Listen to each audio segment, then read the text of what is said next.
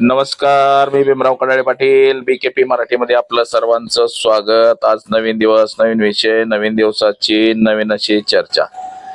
आज चर्चा घेऊन आलोय म्हणजे बघा, अजित पवारांच्या विमानाचा अपघात 28 तारखेला झाला आणि या विमान अपघाताबद्दल जी शंका निर्माण झालेली आहे की अजित पवार हे जिवंत आहेत, तसा अनेक लोकांनी दावा सुद्धा केलेला आहे. तसंच कुजबावी म्हणजे जिथं विमान पडलं ती कुजबावी ग्रामपंचायत येते, त्या ग्रामपंचायतीचे माजी उपसरपंच कल्याण आटोळे यांनी सुद्धा सांगितलं होतं की विमानातनं कोणतरी व्यक्ती बाहेर पडण्याचा प्रयत्न करत होतं. तसंच खरंच अजित पवार या विमानात असतील का? राष्ट्रवादी काँग्रेसचे जे अमोल मिटकरी आहेत आमदार, यांनी अनेक प्रश्न उपस्थित केलेत. म्हणजे ते खरं सुद्धा आहे की अजित पवारांना देवघरी बंगला होता, उपमुख्यमंत्रीपद त्यांची निवड उपमुख्यमंत्रीपदी होते, ते देवघरी बंगल्यावरून ते निघतानाचा व्हिडिओ म्हणजे सीसीटीव्ही असणार आहे तिथं. कुठल्या गाडीत बसले, कुठल्या गाडीतून विमानतळावरती किती वाजता पोहोचले आणि विमानतळावरून विमानात बसतानाचा व्हिडिओ, हे व्हिडिओ अजिबात व्हायरल झालेले नाहीत, म्हणजे समोर झालेले नाही. देवघरी बंगल्यावरची सीसीटीव्ही पूर्णतः दाखवली गेलेली नाही अजून तरी.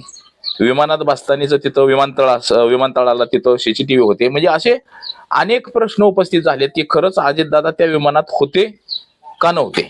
जर अजितदादा विमानातच जर नसतील तर त्यांचा मृत्यूच झाला नसेल, मग नेमकं अजितदादा कुठं आहेत? म्हणजे अजितदादांचं कुणी अपहरण केलं असेल, अजितदादांना कुठं बांधून ठेवलंय का, मग अजितदादा नेमकं कुठं गेलेत? म्हणजे हा सर्वसामान्यांना पडलेला प्रश्न आहे. समजा राज्याचा उपमुख्यमंत्री आहे, म्हणजे समजा म्हणायची गरजच नाही, राज्याचा उपमुख्यमंत्री आहे, मोठं पद आहे. तर याच विषयाची आज चर्चा घेऊन आलोय. तर चला, सर्वप्रथम आपण जर चॅनल सबस्क्राईब केला नसेल तर चॅनल सबस्क्राईब करावा ही सर्वांना विनंती. आणि चला चर्चेला. 28 तारखेला अजित पवारांच्या विमानाचा अपघात बारामतीमध्ये झाला आणि त्या अपघातामध्ये अजित पवार यांचं निधन झालं असं सगळीकडे बातमी पसरलेली आहे. परंतु त्या निधनावरती अनेकांनी प्रश्न उपस्थित केलेले आहेत.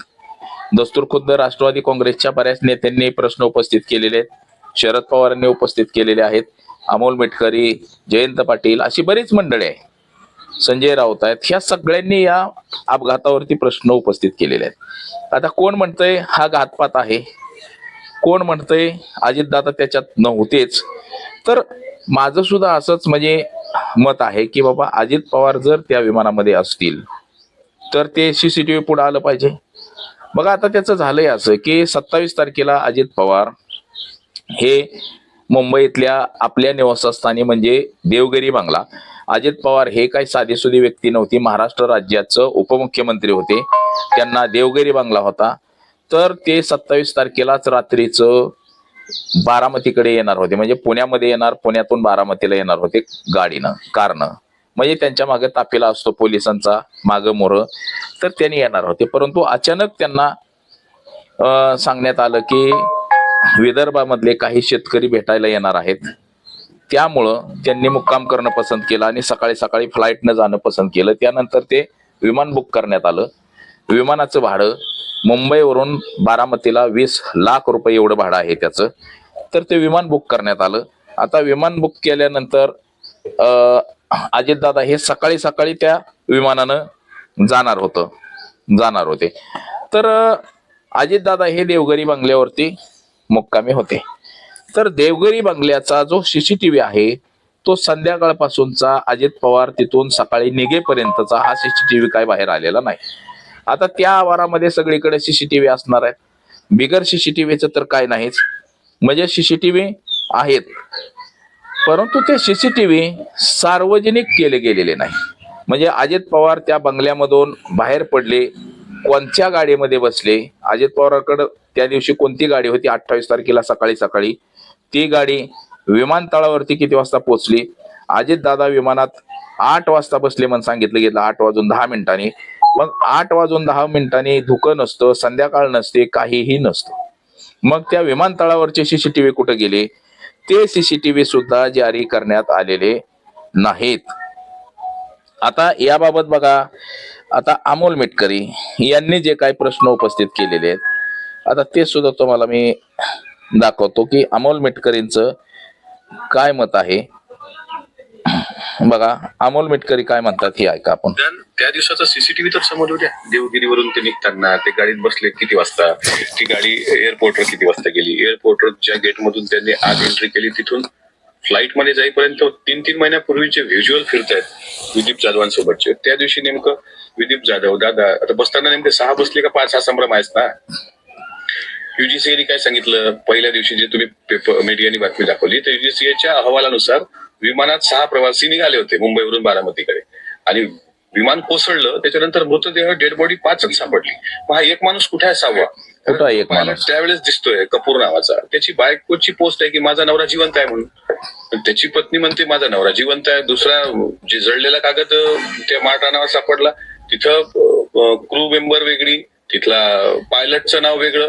ऐन वेळी पायलट बदलले गेले. ते पहिल्या पायलटनी कारण सांगितलं ट्रॅफिक मध्ये अडलो. इतक्या सकाळी ट्रॅफिकच नसते. त्याच्यामुळे आमच्या मनात अनेक शंका कुशंका आहेत. त्याचं उत्तर कोणी काही समाधानकारक देईच ना. त्या दिवसाचा सीसीटीव्ही तर समोर होत्या. देवगिरीवरून ते निघताना ते गाडीत बसले किती वाजता, ती गाडी एअरपोर्टवर किती वाजता गेली, एअरपोर्टवर ज्या गेट मधून त्यांनी आत एंट्री केली तिथून फ्लाईट मध्ये जाईपर्यंत 3-3 महिन्यापूर्वीचे व्हिज्युअल फिरतायत विदीप जाधवांसोबतचे. त्या दिवशी नेमकं विदीप जाधव दादा आता बसताना नेमके 6 बसले का 5 हा संभ्रम आहेच ना.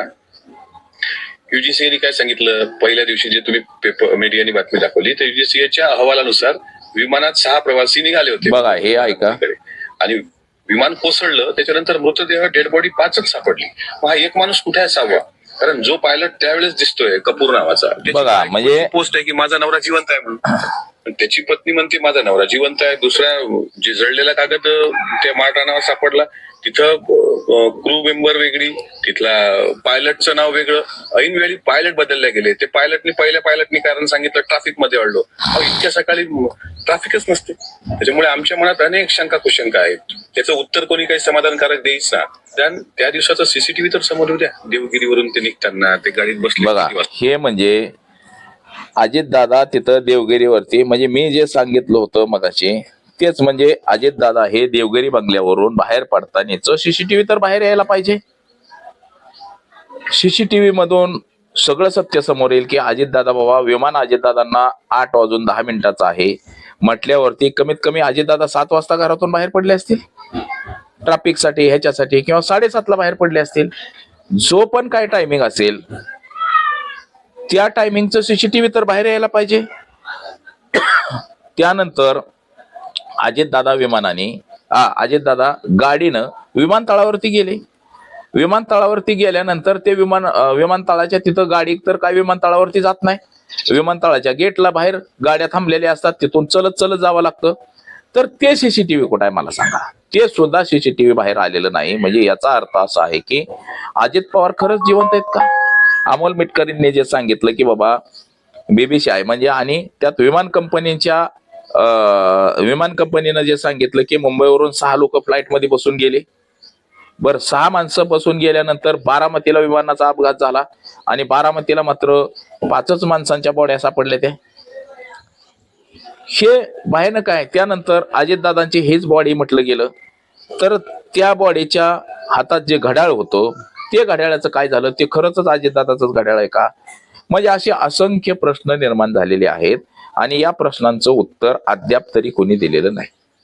आता असं सांगितलं जातं की अजितदादा विमानात बसल्यानंतर 8:37 अजितदादांच्या पुतण्याला फोन केला होता. त्यांनी काल पत्रकार परिषद घेऊन सांगितलं पण अजितदादांनी विमानातनच फोन केलाय का दुसरीकडनं कुठनं केला होता? अजितदादांचा आवाज म्हणजे त्या ब्लॅक बॉक्स असेल त्या विमानातला तो ब्लॅक बॉक्स सार्वजनिक केला पाहिजे. म्हणजे नेमकं तिथं अजितदादांचा आवाज अजितदादा होते का नव्हते हे कळलं सगळं. परंतु हे सगळी संभ्रमावस्था आहे. एकंदरीत अनेक लोकांचं मत आहे असं आहे की अजितदादांचं अपहरण केलं असेल कदाचित किंवा अजितदादांना बांधून ठेवलं असेल कुठंतरी किंवा अजितदादांना असंच कुठंतरी गायब केलं असेल अशी सुद्धा शक्यता वर्तवण्यात येत आहे. म्हणजे अजितदादा हे कुठंतरी जिवंत असतील असं सुद्धा सांगण्यात येतंय. बघा शिवाजी द बॉस हा चित्रपट आपण पाहिला असेल साऊथचा रजनीकांतचा चित्रपट. रजनीकांतचं मारहाणीमध्ये मृत्यू झालेला दाखवला आपल्याला. त्यानंतर नंतर रजनीकांत हे हेलिकॉप्टरनं पुन्हा अवतरलेले आहेत आज सगळा बेस बदलून. असं तर काय होणार नाही ना. किंवा असे अनेक प्रश्न लोकांना पडलेले आहेत की बाबा अजितदादांचं नेमकं झालं काय, ती बॉडी अजितदादांचीच होती का दुसऱ्या कोणाची होती, ह्याच्यामध्ये पायलट बदलले गेले, विमान खराब असताना सुद्धा ते उडवण्यात आलं. विमान उतरायला त्याला धुकं नव्हतं, चांगली जागा असताना सुद्धा ढगाळ वातावरण नव्हतं किंवा धुकं नव्हतं, हे काहीही नसताना सुद्धा विमान हवेतच पलटी झालं आणि वरून पडलं हे सुद्धा सांगण्यात आलं. त्या विमानातून कोणतरी उतरतंय असे सुद्धा काही फोटो व्हायरल झालेले आहेत. तसंच बघा या ठिकाणचे जे म्हणजे इथले जे ग्रामपंचायत आहे त्या ग्रामपंचायतीचे माझे उपसरपंच म्हणजे कुजबावी ही ग्रामपंचायत आहे आणि या कुजबावीच्या आवारात ते विमान पडलेलं आहे. विमानतळ तिथंच आहे. तर या कुजबावीचे उपसरपंच कल्याण आठवळे यांनी सुद्धा असं सांगितलेलं आहे की बाबा कोणतरी काय त्या विमानामधून उतरण्याचा प्रयत्न करत होते वगैरे वगैरे असं बरंचसं काय काय सांगितलेलं आहे. तिथं बघणाऱ्या माणसांनी सुद्धा सांगितलं की बाबा 5च व्यक्ती त्याच्यातून मृत्यूदेह सापडलेला आहे. मग प्रश्न असा निर्माण झालेला आहे की विमान कंपनी सांगते की 6 माणसं विमानामध्ये बसले. आता जर 6 माणसं विमानामध्ये बसली असतील तर त्यातले 5च माणसांच्या डेड बॉड्या गावल्या, एक माणूस कुठं गेला. म्हणजे अजित पवार हे विमानामध्ये बसलेच नसतील असं कदाचित लोकांना वाटायला लागलेलं आहे. तशी ही परिस्थिती असू शकते. म्हणजे अजितदादांच्या देवघरी बंगल्यापासून ते विमानतळापर्यंतचा हा जो प्रवास, हा जो सीसीटीव्ही आहे, हे कुठलेही सीसीटीव्ही अद्याप बाहेर आलेले नाहीत. म्हणजे मग हे सगळे सीसीटीव्ही बंद केलते का त्या काळामध्ये? म्हणजे अजितदादा तिथून घरातून निघले, विमानतळापर्यंत पोहोचले, विमानामध्ये बसले, हे सगळे सीसीटीव्ही बंद केले होते का? की अजितदादा कोणाला दिसलेच नाही पाहिजे. आणि विमान कंपनी सांगते 5च माणसं बसली, 6 माणसं बसली आणि 5च माणसांच्या डेड बॉड्या सापडतात. म्हणजे हे सगळं गोलदस्त्यामध्ये आहे आणि त्याच्यामध्ये फार मोठं काहीतरी गडबड घोटाळा झालेला आहे. अजित पवार यांचं कदाचित अपहरण सुद्धा केलं असण्याची शक्यता नाकारता येत नाही. म्हणजे असे अनेक तर्क लोकांकडनं वर्तवले जात आहेत. म्हणजे याचा अर्थ काहीतरी आहे, याच्यामध्ये काहीतरी गुंतलेलं आहे. अमोल मेटकरी यांनी सुद्धा हेच सगळं सांगितलेलं आहे. जयंत पाटील यांनी सांगितलेलं आहे. राष्ट्रवादी काँग्रेसचे जे पण काही मंडळी आहेत, नेते मंडळी आहेत, या सर्वांनी असंच आपलं मत व्यक्त केलेलं आहे की अजितदादा कदाचित जिवंत असतील.